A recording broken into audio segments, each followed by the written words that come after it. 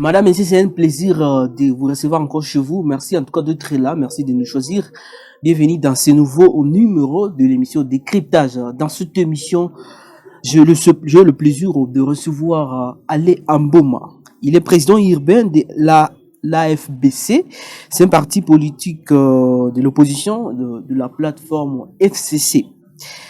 Dans cette émission, on va parler des enjeux électoraux, mais aussi de sécurité en province du Nord Kivu en particulier. Les élections approchent dans 5 mois. L'insécurité devient toujours de plus en plus grandissante dans l'est de la RDC. Que peut-on espérer sur l'organisation de bonnes élections? Est-ce que peut-on s'attendre à une transition, à un dialogue, les déploiements des forces étrangères continue à être imminente et on va essayer de cogiter avec lui dans cette émission. Monsieur Ale Amboma, bonjour. Bonjour monsieur les journalistes, bonjour à tous les youtubeurs qui vont nous suivre en ligne sur cette émission. Je salue mon autorité morale parce qu'il fallait aussi préciser que l'AFPC, c'est l'Alliance des forces pour le bien-être des Congolais, un parti cher à l'honorable docteur Ilongankou Lunene, à qui je salue aussi en passant parce qu'elle est toujours connectée quand je dois intervenir sur les émissions. Voilà. Et en dehors de ça, je salue aussi tous les acteurs politiques, que ce soit de l'Union sacrée, que ce soit de l'opposition, parce que nous sommes là pour nous battre uniquement pour l'intérêt supérieur de notre nation. Donc la nation doit être défendue dans tous ses états, que ce soit sur le plan économique, que ce soit sur le plan sécurité, et sur le plan social, et pourquoi pas aussi diplomatique. Voilà. Alors, quelle est votre analyse jusqu'à maintenant? D'abord, la question de l'insécurité continue toujours à faire couler beaucoup d'encre de salive dans l'est de la RDC. Beaucoup sont encore sceptiques jusque-là sur la bonne organisation des élections. Lorsqu'une partie du territoire n'est pas jusque-là,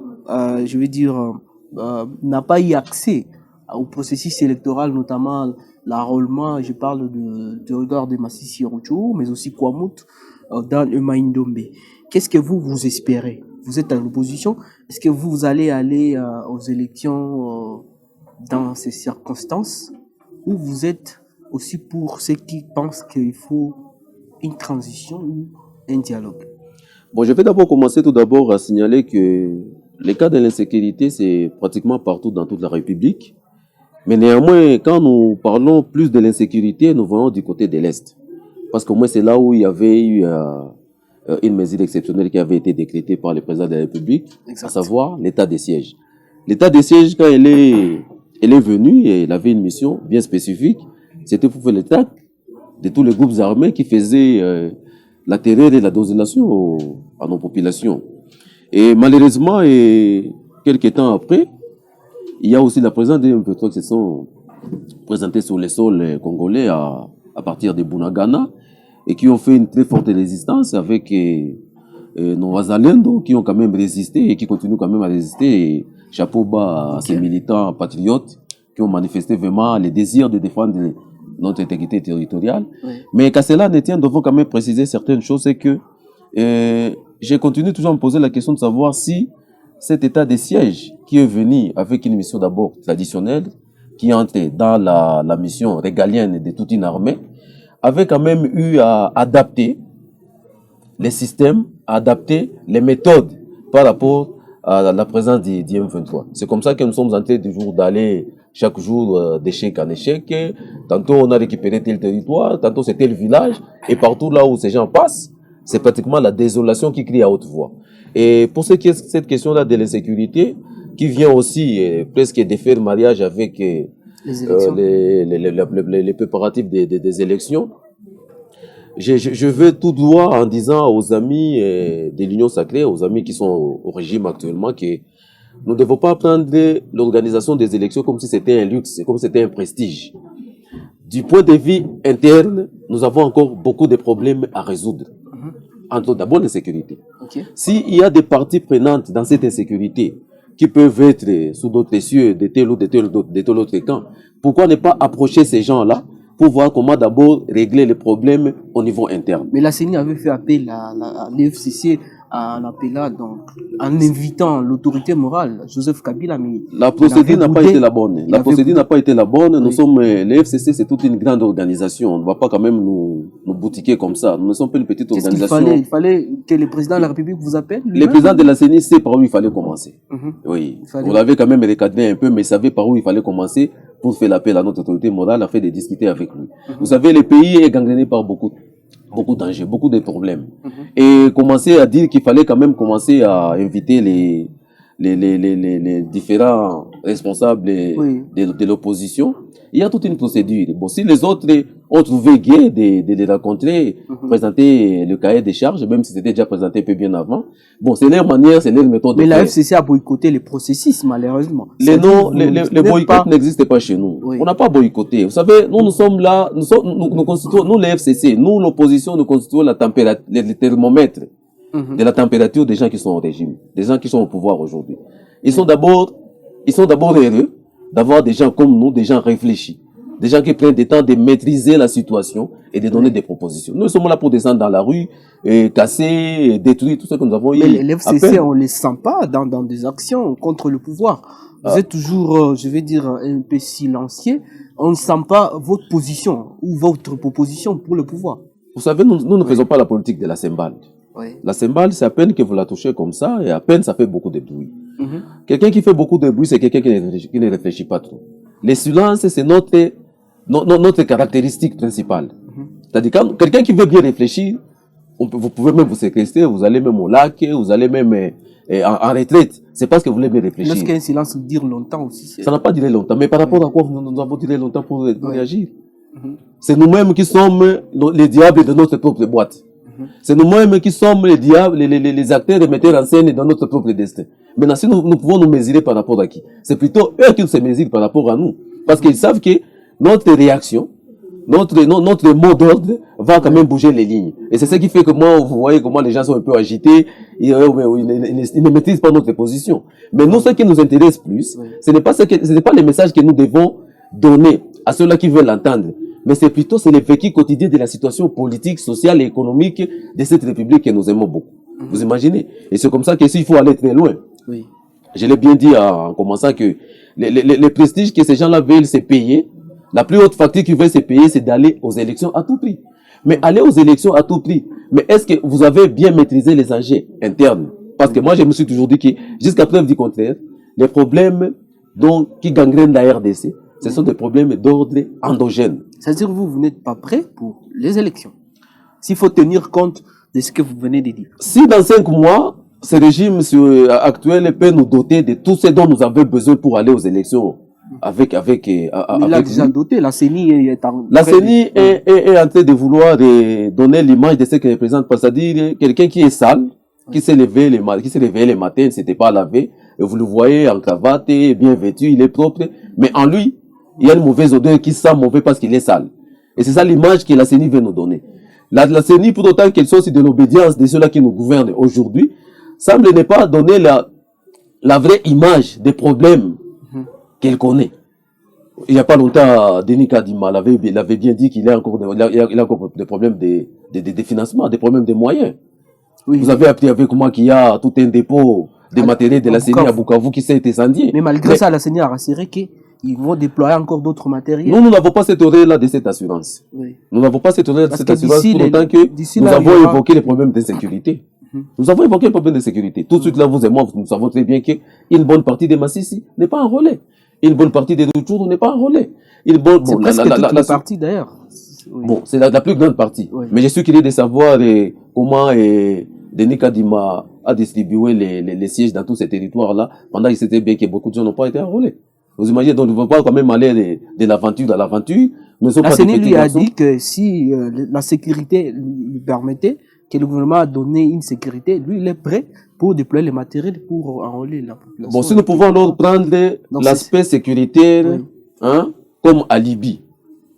Prenons cet aspect sécuritaire comme alibi. Mais est-ce que la CENI, même si on les mettait ensemble avec tous les enjeux et toutes les actions du gouvernement, ont la capacité dehors cette insécurité? Non. Si cela était le cas, et pourquoi alors on avait déployé les troupes de l'EAC? Quand nous on a vu les troupes de l'EAC venir sur les sols congolais, vous savez très bien qu'elles venaient en offensive. Elle n'a jamais réagi. D'ailleurs, on a tenté d'observer plus, au lieu que ce qu'elle soit offensif, nous observer à quel jeu? La cohabitation entre les M23 et les groupes de l'EAC. Récemment, là, je crois que c'était le 11 du mois passé, où les présidents Félix était en session avec la SADC pour un éventuel déploiement des troupes de la SADC en remplacement des troupes de l'EAC. Bientôt non, là, on mois de novembre. Il n'a pas dit que c'était pas. On a dit qu'il il va venir. On a décrié, oui. on a décrié Oui. les méfaits Oui. du mandat qu'avaient eu les troupes de l'EAC. Oui. Maintenant, je me pose la question en même temps avec vous. Si on veut remplacer, ou même si on veut épauler l'EAC par la SADC, ça fait déjà des grandes organisations sous-régionales qui vont se retrouver sous les ailes congolais, dont chaque organisation a un pays membre qui a participé à cette organisation-là, à ces déploiements-là. Maintenant, vous et moi, posons-nous la question. Si l'EAC a failli, ou si l'EAC n'a pas été à la hauteur de sa mission, et qu'il faille qu'on puisse venir aussi l'appuyer, si pas le remplacer par la SADC, dans la SADC, il y a l'armée de l'Angola. Son mandat va expirer. Il y a l'armée de la Namibie, il y a l'armée du Zimbabwe, il y a l'armée de la Zambie. Mais tous ces pays-là, ils ont leurs agendas par rapport aux intérêts qui doivent attendre de la RDC. Et je dois vous informer aussi que les montants qu'on nous a communiqués récemment ici pour que vous les sachiez, mais c'est un montant très colossal qui pèse même sur l'intérêt public et social de la population. Le montant que le gouvernement congolais doit payer afin que cette mission-là soit effective ici en RDC. Mais moi, je me suis dit, mais si on me donnait ce montant-là, les 10%, je peux facilement acheter la paix. Je peux facilement acheter la paix. Et alors là, nous sommes d'aller comme des dupes, on ne comprend pas, on ne maîtrise pas les enjeux, sans savoir quels sont les intérêts que l'Angola a sur la RDC. Quels sont les intérêts que la Namibie a sur la RDC. Alors, si nous devons être capables de maîtriser tous ces enjeux-là, nous allons nous dire que non, ce n'est plus alors le temps de faire encore considérer les opposants pour leur dire non, voilà, sans vous, nous irons aux élections. Non. Nous allons d'abord maîtriser les questions à l'interne. Parce que je me suis dit, les problèmes sont plus d'ordre endogène. Mais dans 5 mois, qu'est-ce qu'il faut? Est-ce que dans 5 mois, il faut... Dans 5 mois... Les élections, il faut tenir compte de toutes ces difficultés. Je ne vais pas faire un jugement. 5 mois, c'est peu. Hein. Je ne vais pas faire un jugement à ceux-là qui prétendent qu'ils peuvent mieux faire dans 5 mois. Ouais. Mais moi, à leur place, bien que les ridicules ne tuent pas, à leur place, je peux quand même dire, voilà, nous avons échoué. Parce que personnellement, je m'inscris en faux quand les amis de l'Union sacrée peuvent prétendre qu'ils peuvent être des bons gouverneurs. L'IDPS qui est là, aujourd'hui, parce que c'est d'elle qu'il s'agit, en tant qu'union, je ne sais pas quoi, et devait quand même donner de très bonnes leçons. Parce qu'ils ont fait la lutte depuis plus de 30 ans. C'est qu'ils ont eu le temps de voir, le temps de regarder, le temps de toucher et d'observer les réalités palpables qui ont gangréné cette république. Maintenant, si aujourd'hui, pendant les 5 ans au pouvoir, le régime actuel, sous le label de l'UDPS, n'a pas été à la hauteur de doter cette république de toute une bonne démocratie qu'elle a décriée pendant toutes ces années, de doter aux populations de toutes les infrastructures qu'elle attendait, de doter à l'armée tout comme à la police de tous les matériels nécessaires pour faire face à toute agression, que ce soit étrangère, que ce soit même interne, alors là, c'est vraiment regrettable. C'est vraiment regrettable. Maintenant, je ne vois pas en 5 mois, pour des raisons seulement de prestige ou de luxe, ils nous disent, bon voilà, nous sommes capables d'organiser les élections. Moi, je ne suis pas là vraiment pour aller... Mais selon son calendrier, la CENI, elle a respecté toutes les étapes. Elle n'a pas respecté toutes les étapes parce que Denis Kadi m'avait bien dit que même pour les dépôts des candidatures, ils augmenteraient même de plus. Maintenant, aujourd'hui, on est en train de déposer les candidatures. Il y a même d'autres partis qui n'ont pas encore déposé. Mais pour qu'est-ce qu'ils attendent? Ça fait partie de l'Union sacrée. Oui. Ça, c'est moi, c'est pas moi. Ça ne regarde pas la CENI. C'est une cuisine interne. C'est une cuisine interne, mais pour autant que la CENI doit déclarer une date de dépôt, une date de faire ou de faire ça ou cela, et que cette date-là soit dépassée, et finalement, elle doit prendre des mesures. Ce n'est pas à moi de dire à Denis Kadima, pourquoi tu avais dit ceci, et voilà ce que tu viens de faire, non. La CENI a enregistré 20 000 candidats. À la députation nationale. À la députation nationale, c'est toute l'Italie, c'est-à-dire 40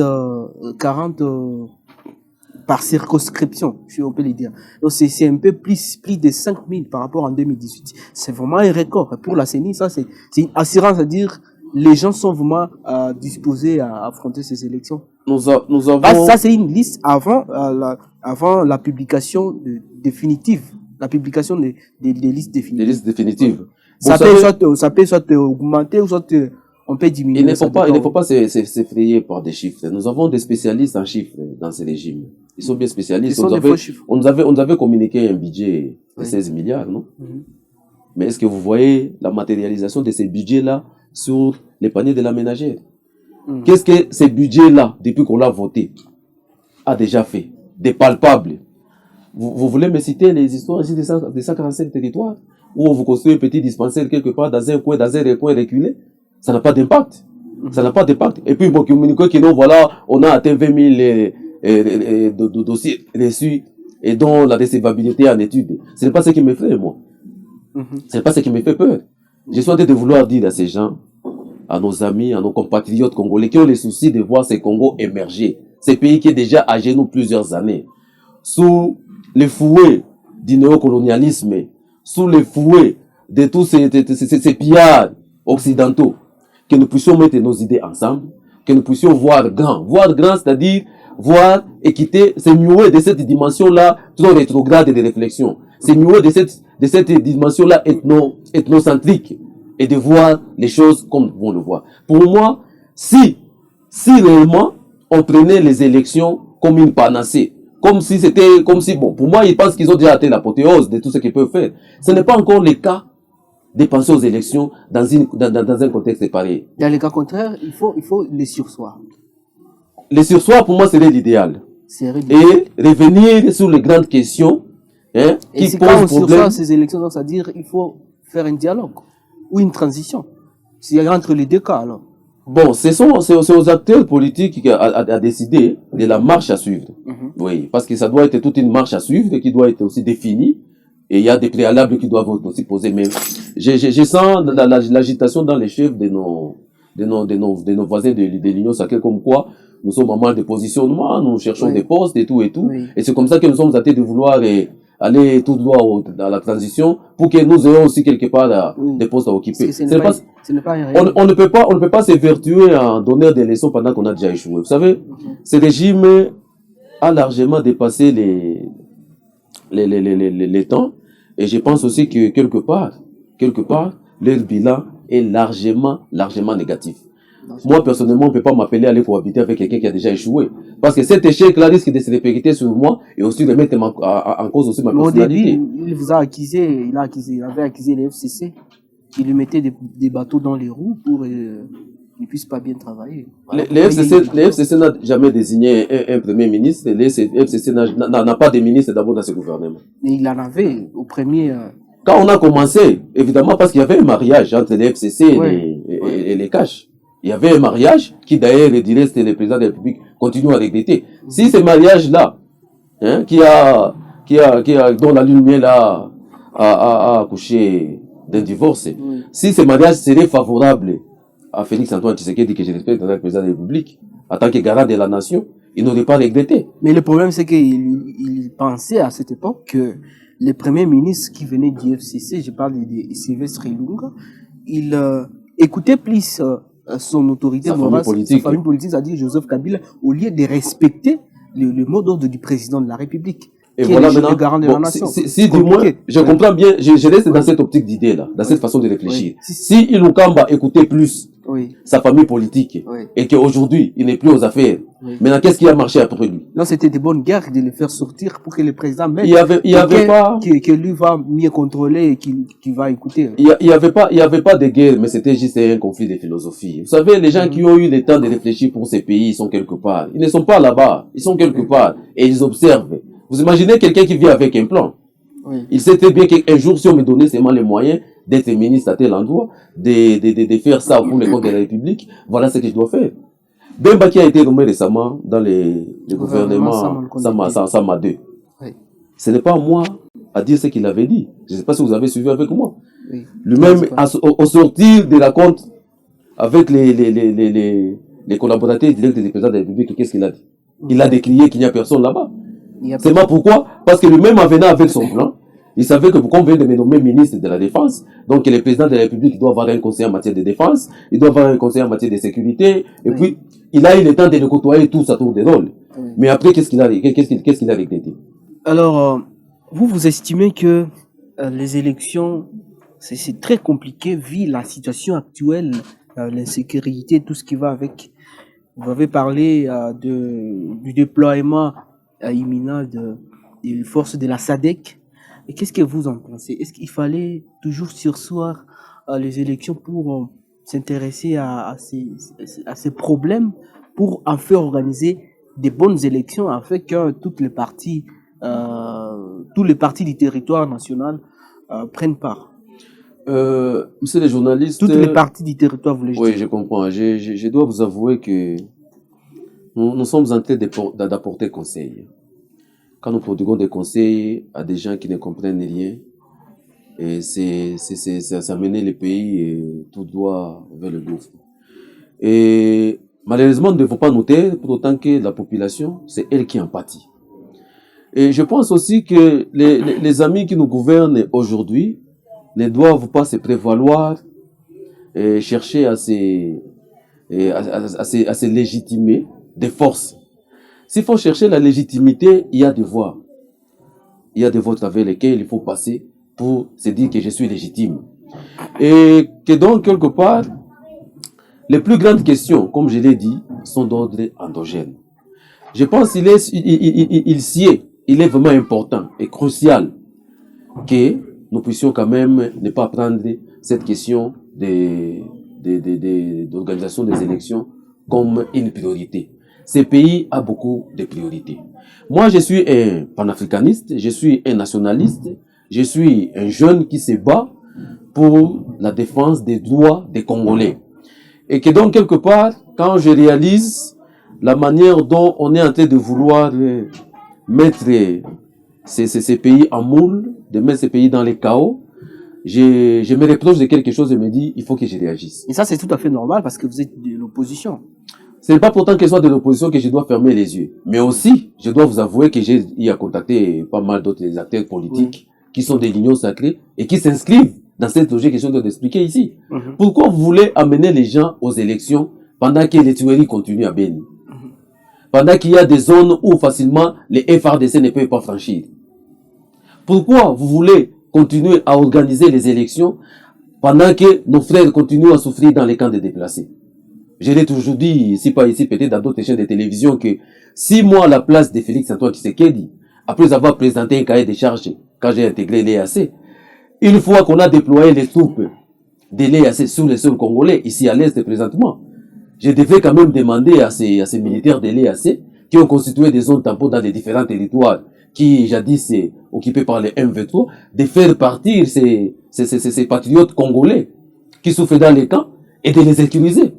Maintenant, si aujourd'hui les troupes de l'EAC continuent à cohabiter avec les M23, sans scrupules, ils sont là, ils jouissent ensemble, et voilà, nos frères continuent à souffrir dans les camps. Quels sont les mécanismes de prise en charge que nous avons, nous, un gouvernement, ont établi pour que ces gens ne continuent plus à souffrir? Et voilà, tu vois, aujourd'hui, tu appelles quelqu'un qui doit aller dans son char, peut-être à Moussienene, qui y arrive à peine, et tu lui dis non, il faut qu'on aille aux élections. Mais est-ce que pour cette personne-là, c'est ça la priorité de la vie?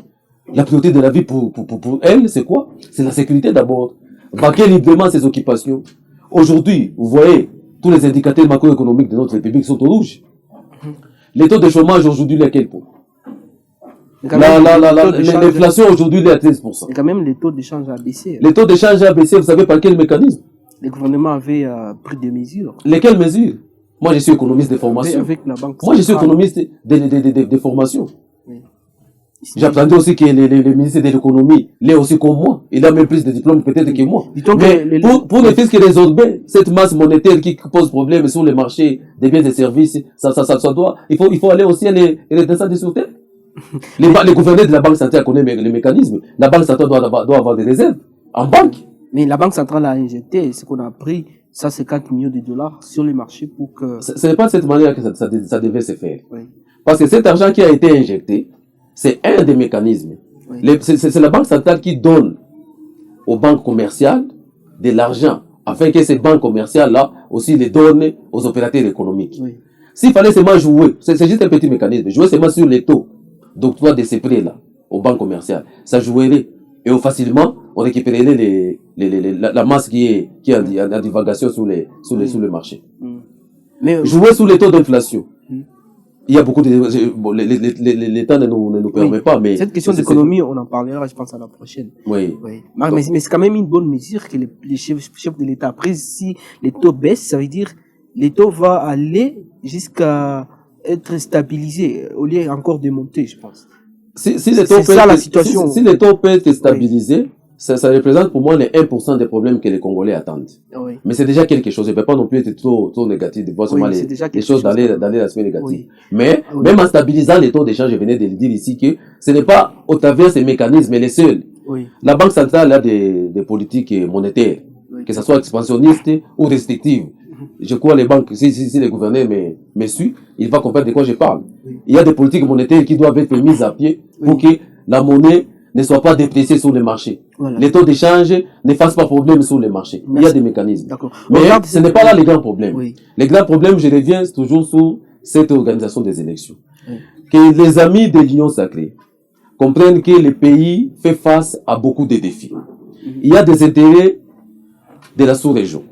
Il y a des intérêts de la communauté internationale. Et que tous ces gens-là qui nous viennent en aide, que ce soit avec l'EAC, que ce soit avec la SADC qui va être déployée aussi d'ici là, ne viennent pas à Père Noël.